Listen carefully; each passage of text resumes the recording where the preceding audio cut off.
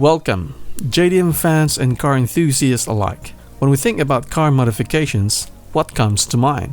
For many of us, it's a way to express ourselves or a reflection of our chosen lifestyle. Here at JDM Lifeline, we believe that car modifications are an art form with the car as the canvas and the modifications as the paint brushes. In this video, we'll be delving into some of the most iconic modification trends that have emerged from the land of the rising sun, Japan. These trends have spawned huge cult followings and continue to inspire car enthusiasts around the world. Join us as we explore the origins and evolution of these modifications and gain insight into the unique culture that surrounds them.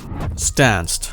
Stance is a term that strikes both awe and bewilderment in the hearts of car enthusiasts everywhere. Often used to describe cars that have been slammed or lowered to the ground, stance culture is a daring style that takes pride in the aggressive, low-slung look of a vehicle. Along with the lowered suspension, stance cars are known for stretched tires and negative camber, where the wheels are angled inwards towards the car. To achieve this radical look, enthusiasts often resort to stretching smaller tires onto wider wheels while also modifying the suspension to create negative camber. The objective of stance cars is to create a visual masterpiece that is as low and aggressive as possible, creating a jaw-dropping aesthetic when parked or static. The roots of stance culture can be tracked back to Japan, where it was popularized by drifters and outlaw groups like the Japanese Bozuzoku. For drifters, low suspension meant increased grip and handling to the track. But for the groups like the Bozuzoku, lowering a car was a way to stand out from the crowd and make a bold statement on the road. Drift. Before delving into the thrilling world of drifting mods, let's take a step back and explore the roots of drift racing. Originating in Japan during the 1970s, drifting quickly gained popularity thanks to one man's inventive new racing style. That man was none other than the Drift King himself, Keiichi Tsuchiya. Drifting involves intentionally losing traction on the rear wheels while maintaining an angled trajectory through a corner or turn. Most drift cars are rear-wheel drive platforms like the Nissan Silvia, Skyline, and Toyota Supra. However, legends can drift GTR Skylines with the intelligent four-wheel drive from factory in place. One of these legends is the Drift King himself, Keiichi Tsuchiya-san. On a side note, DK even made a Drift Bible video which has been covered by Best Motoring a few years back. To achieve the insane angles and precise control needed for drifting, the car must be lowered and the front tire set up with the desired negative camber to promote grip and maintain control. Over the years, the fashion of drifting has evolved to include wide body kits and thicker tires for more dramatic drift skids. In addition, LS and V8 engine swaps have also become popular among drifters due to their ease in producing big horsepower. However, we in JDM Lifeline still admire the people who continue to use the legendary engines like the 2JZ GTE or 2JZ GTE, the RB26 DET, and the rotary powered cars, as we love to hear the scream in those engines paired with a spooling turbo. Bolt-on wide body. Wide body kits have been around since the 70s when they were primarily used on road-going cars converted for racing.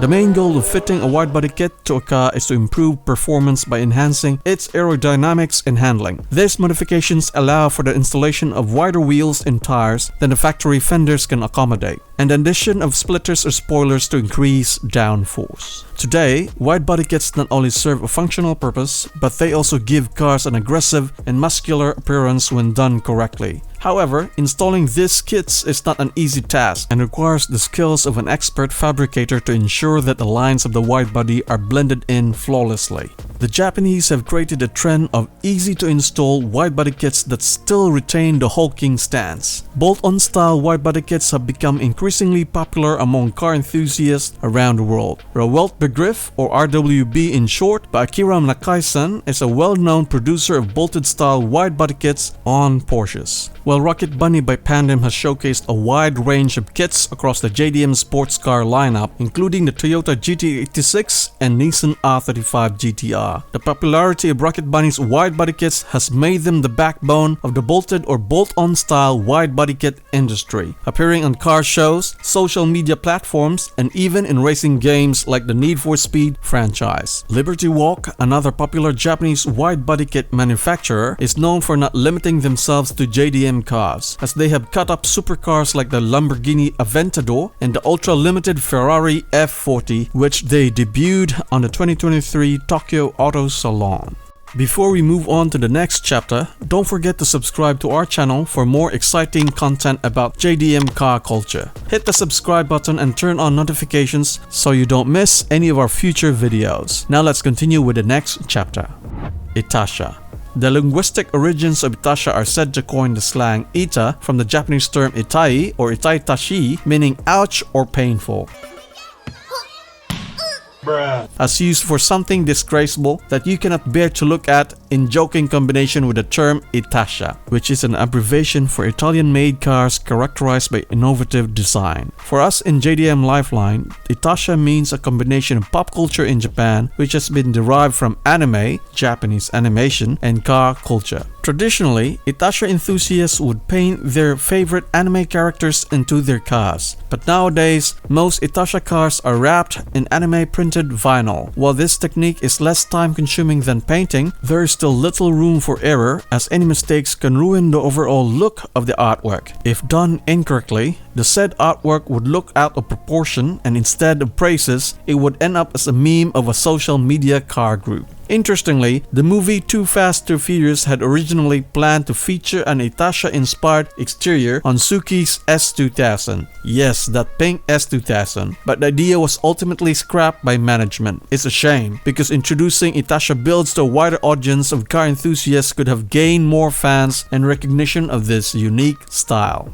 Wild modifications of supercars. Supercars have always been an object of admiration and fascination among car enthusiasts. Lamborghinis, Ferraris, and McLarens are some of the most sought-after supercars in the world. But in Japan, a new trend has emerged that takes a modification of these supercars to a whole new level. It's a trend that is polarizing and controversial, but also fascinating and unique. The man behind this trend is Shinichi Morohoshi-san, a passionate car enthusiast who has become the leader of this unusual movement. Morohoshi-san and his crew are known for their highly modified supercars that feature bright candy-colored wraps and pulsating strobe lights that create a dazzling display reminiscent of the lights of Las Vegas. Some people have misunderstood Morohoshi-san and his crew, thinking that they are affiliated with a gang or something similar. However, they are just passionate car enthusiasts who have found a unique way to express their love for these supercars. The modifications applied to these supercars are not for the faint of heart. They are bold, colorful, and often controversial, but they are also a testament to the creativity and ingenuity of these car enthusiasts. These modified supercars are not just cars, they are works of art that turn heads and spark conversations wherever they go. So what do you think, guys? Did you like our list of modification trends from Japan? The Japanese definitely have a unique way of expressing their love for cars. What modification trend were you most interested in? Let us know in the comments below, and before we go, did you know of the famous JDM tuners? We've made a video about them previously. Click this video right here and we'll see you guys over there.